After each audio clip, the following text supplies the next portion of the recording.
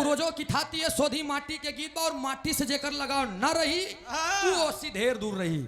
आई मार साहब एक लाइन तनी से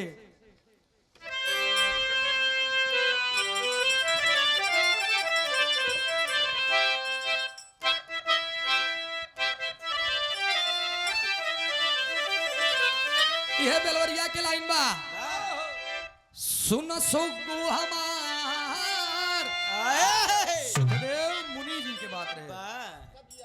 सुन सुगु हमार भोला लगे हैं पीछे, लेकिन हमें देखा हिड़ा कश्यप का एक बेटा जिसका नाम अच्छा यूट्यूब क्या बात है, लेकिन तू देता नहीं अखिलेश भैया कभों 50 रुपया तोहरे बरे हम लोग रुक जाई थी। अच्छा ठीक बस 5 मिनट के बाद में बुलवा दा नहीं तुरंत दे दे बोलने। जब प्रहलाद पैदा हुआ ध्यान दा 60 में ले चलती हम। जब प्रहलाद पैदा हुआ तो एक गीत हम गा रहे पर सलमान साहब उल्टा का कह रहा रहे कि ज्ञानी प्रहलाद, अरे ज्ञानी प्रहलाद गए हरि को पहचानी। और ये श्रीपाल यादव जी पुलिस मुख्यालय प्रयागराज पुनः दूसरी बार 500 रुपया का पुरस्कार देकर अपने बच्चे का हौसला अफजाई किए हैं। बहुत बहुत नमन बा प्रणाम बा आशीर्वाद दे हम बच्चे कला में कामयाब रहे, जहां रहे खुश रहे आबाद रहे। ज्ञानी प्रहलाद गए हरि को पहचानी। अब सोचा त्रेता में वो नाम कर गया बड़ा रहमत वाला, आए छात्र की तरह हटा नहीं बड़ा है हिम्मत वाला, हंसता वह जाता। लेकिन जब हिड़ा कश्यप की लड़का प्रहलाद पैदा भा चारों नगर में हिड़ा कश्यप की जय हो, हिड़ा कश्यप की जय हो, अपनी पूजा करवाता था हिड़ा कश्यप। लेकिन जब प्रहलाद पैदा हुआ तनी बोले चालाई लाख तो उसे बुला करके अच्छा प्रहलाद के दिव्य ज्योति रहे। अब दिव्य ज्योति से उसे ज्ञान मिलल रहे, कहा जानते वो जब कौनों के सामने बोले तो ओम नमो हरि नारायण, ओम नमो हरि नारायण। ये बात के खबर जब हिड़ा कश्यप के लगी तो कहा रे मोरी माई रे हमारा ही गदेला हमारा ही लड़का आई हमारे खियर रही के अपने बाप के जयकारा नहीं लगा तो कहा ओम नमो हरि नारायण। विष्णु भगवान के भगत बाई तो अब ओका बोला के समझाएं, जब समझावत हैं तो अड़िया ये तुरंत है।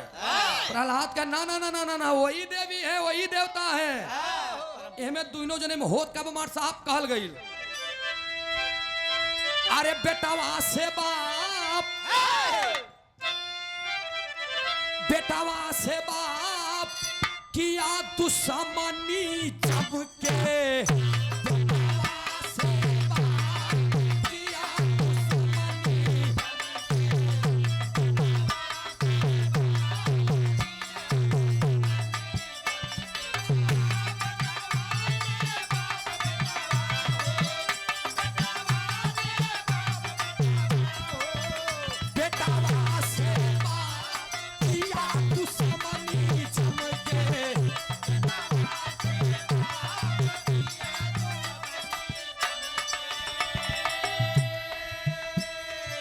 बेटावा से बाप किया दुश्मनी जम के।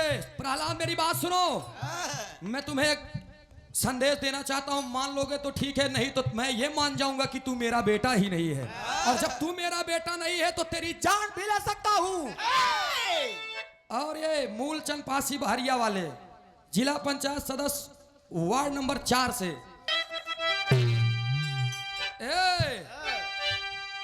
देता में वो नाम कर गया बड़ा रहमत वाला, अरे छात्र की तरह हटा नहीं बड़ा है हिम्मत वाला, हंसता वह जाता।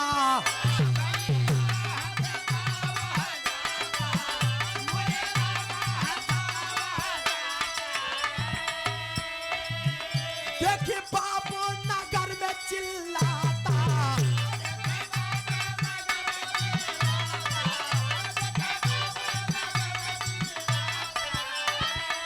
सुधारा हमारा लाल नमवा हमारा बोला, होई जय जयकार अब तायखिया खोले।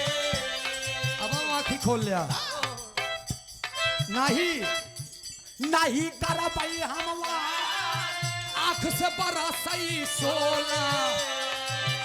कर पाई पश्चाताप नहीं कर पाई।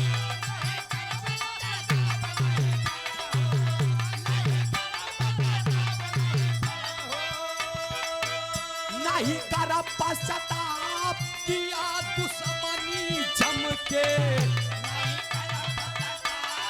किया दुश्मनी जम के।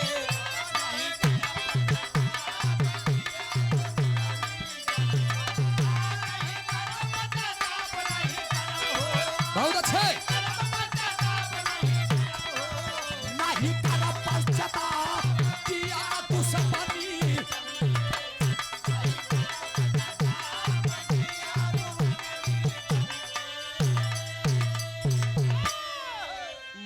तो पश्चाताप न करे बेका जान ल प्रहलाद। नहीं चुपचाप हिड़ा कश्यप किसे बोल दिया। प्रहलाद कह चाहे जमन कैला बाबू एक नोट कैला तू शेर हम सवा शेर तई तो हार नाम न लेब हम। ओ नमो हरि नारायण की।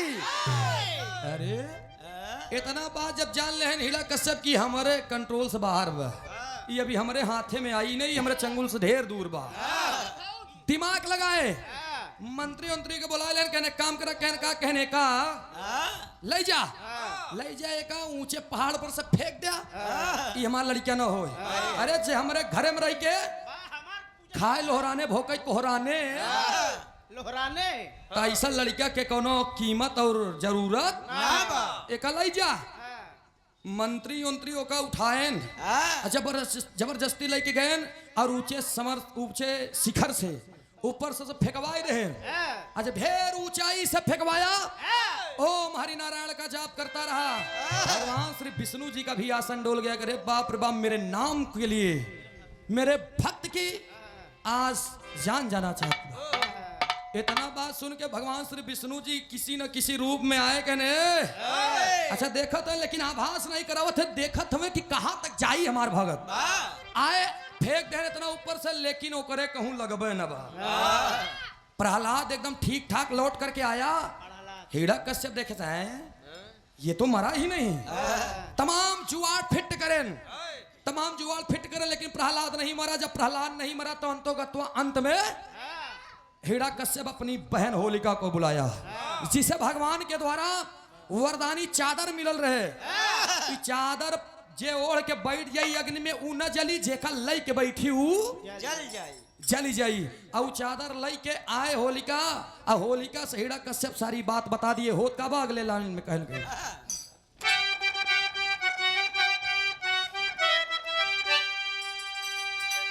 देख के प्रहलाद के बाबू को गुस्सा आया।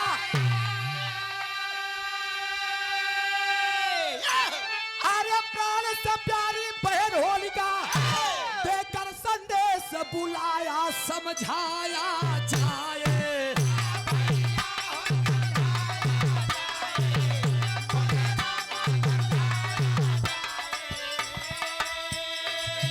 नहीं मरा बहुत मरवाए।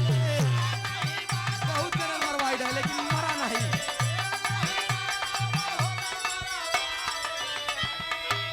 भाई के लाख रखिया बहिन हमारी नहीं थूकी समाज बेटवा बाल लटारे। अरे बाप रे बाप तो हरऊ अंदा होलिका बा चमत्कार। बैठा चुपचाप नहीं बैठा।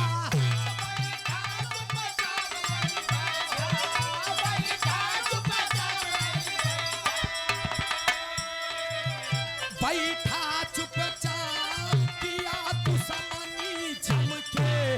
बैठा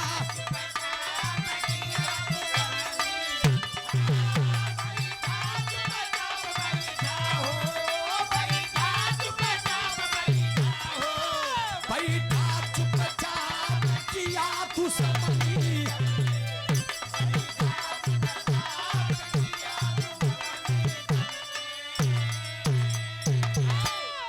भैया तुहार बहन होलिका आ गया, चुपचाप बैठा भैया।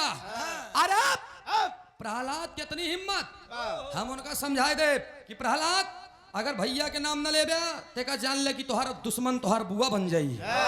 जाए के चुप्पे से खूब बढ़िया से समझावत है प्रहलाद के। प्रहलाद कह ओम नमो हरि नारायण, ओम नमो हरि नारायण। नाना एक बार गदेला के बात देख के बुआ के भी गुस्सा आई कि अच्छा अग्नि जलवा करके वही चादर ओढ़ के लेकर के प्रहलाद को बैठ गई। और जब प्रहलाद के बैठ गई तो ओम नमो हरि नारायण, ओम नमो हरि नारायण भगवान श्री विष्णु जी के जाप करत बा। अब विष्णु जी के आसन डोला, विष्णु जी कहें जितना जुआड़ लगाऊ बे अपने भक्त बरे हम जान दे आए ऐसा खेला करे।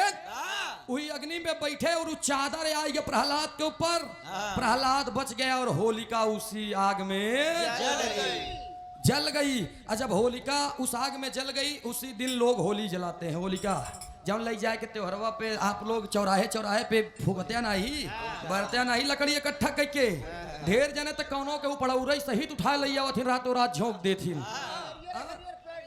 ढेर चीज वही दिन से होली मनावे लगे लोग, होलिका दहन कहे लगे। एकरे बाद हीरा कश्यप को भगवान आशीर्वाद दिए थे कि तुझे दिन में न रात में, ऊपर न नीचे, अंदर न बाहर, मनई न जानवर क्यों न मार पाई। का ध्यान दो आशीर्वाद पा रहा हीरा कश्यप राजा खूब अंगरा दर रहा है। मैं बलि हनुमान हूँ, एक नहीं पता कि हनुमानव जी के सनाई कई दे रहे हैं। अच्छा हनुमान के मैं बलि हनुमान हूँ, मारा इठे बर रहे हीरा कश्यप। लेकिन जब पाप के घड़ा भरिया था तो छूटा था जरूर। अब होत का वक्त कहल गया अगले लास्ट लाइन में फिर रुचि के नंबर देते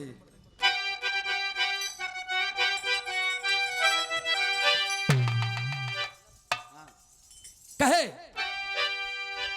प्रभु विष्णु जी नरसिंह जी के अरे देखा रूप बनाई,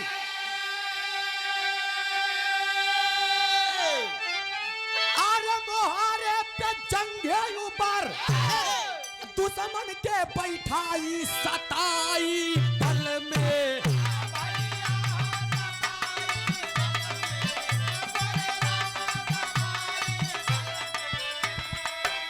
जीत पाया न पापी छल में,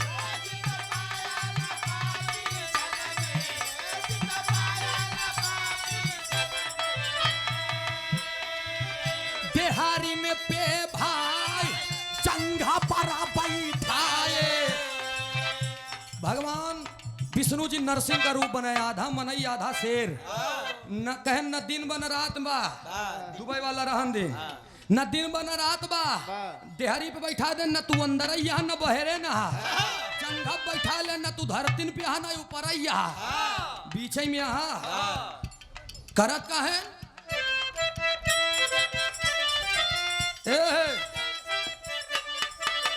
देहारी पे जाए चंगा परा बैठा, नरसिंह रूप बना सीना पे हाथ लगाए, लिखते भोजराज पवन कवि जी बताए।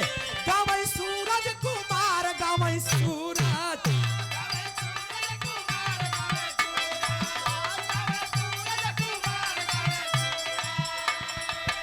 गावै सूरज कुमार किए दुश्मनी जम के।